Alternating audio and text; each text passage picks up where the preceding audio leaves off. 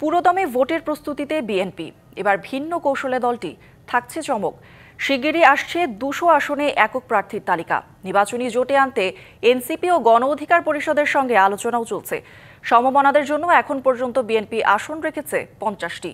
সুস্থ থাকলে বেগম খালেদা জিয়া ফেনী ১ সহ ৩টি আসন থেকে নির্বাচন করবেন, আর তারেক রহমান নির্বাচন করবেন বগুড়ার ৭ থেকে। এমন তথ্য জানিয়ে বিএনপির নীতি নির্ধারণী পর্যায়ের নেতারা বলছেন, তাদের দল সরকারে গেলে তারেক রহমানই হবেন প্রধানমন্ত্রী।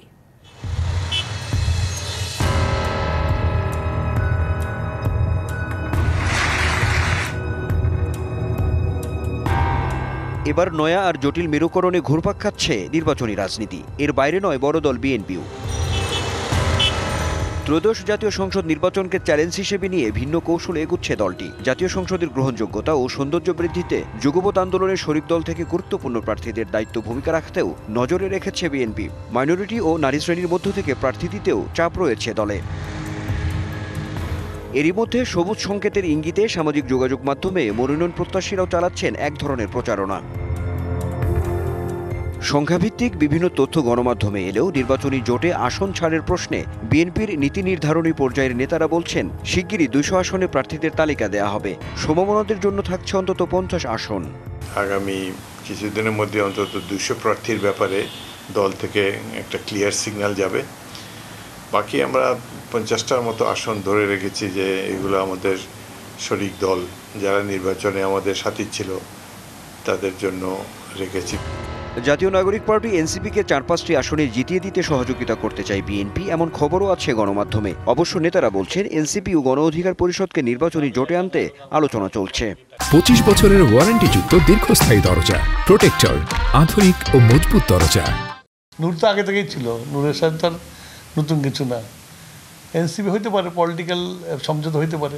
এনসিপি বা অধিকার পরিষদ, নূরের দল, আরও দু একটি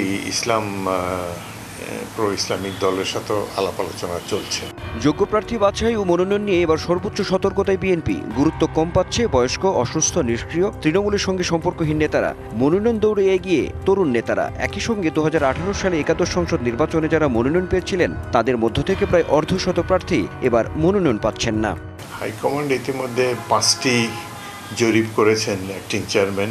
অতীতের মতো ভাঙচুর আর এবার হবে না। আলাপ আলোচনার মধ্যে দিয়েই এই মনোনয়ন সংক্রান্ত জটিলতার অবসান হবে। বিএনপি চেয়ারপারসন বেগম খালেদা জিয়া নির্বাচনে অংশ নিচ্ছেন কিনা এ নিয়েও চলছে জোর আলোচনা। সুস্থ থাকলে ফেনী ১ সহ ৩টি আসনে নির্বাচনের সম্ভাবনা রয়েছে তার। ফার্স্ট চয়েস তো ফেনী, তার নিজের এলাকা, আগেও এখান থেকেই করেছেন। তবে একটার বেশি আসনে তিনি করতে পারবেন কিনা, তার স্বাস্থ্যগতভাবে তিনি সে ধরনের ফিট থাকবেন কিনা, এটা এখন বলা যাচ্ছে না। এটা ওনার শরীর সুস্থতার উপর ডিপেন্ড করে। উনি তার সাথে বলছে তার শরীর সুস্থতার উপর ডিপেন্ড করে উনি কতখানি নামবেন। বিএনপির ভারপ্রাপ্ত চেয়ারম্যান তারেক রহমান জিয়াউর রহমানের জন্মস্থান বগুড়া ৭ থেকে নির্বাচন করবেন বলে তথ্য আছে নেতাদের কাছে। যে আমাদের দল সংখ্যাগরিষ্ঠতা লাভ করে উনি পার্লামেন্টে নেতৃত্ব দিবেন, উনি প্রধানমন্ত্রী হবেন। আদি বাড়ি তাদের যেখানে গাবতলী আসন, বগুড়া, সেখান থেকে তার একটি আসনে তিনি নির্বাচন করবেন বলে আমরা ধরে নিয়েছি। সব মিলিয়ে জামায়াতে ইসলামীকে মূল প্রতিদ্বন্দ্বী হিসেবে নিয়ে সমমনাদের বিজয় নিশ্চিতে বিএনপি নির্বাচনী ছক আঁকছে, এমনটাই বলছেন দলের নেতারা। জোট সম্পর্কিত আলাপ আলোচনাও চূড়ান্ত হবে। Anwar Hossain, DBC news, Dhaka.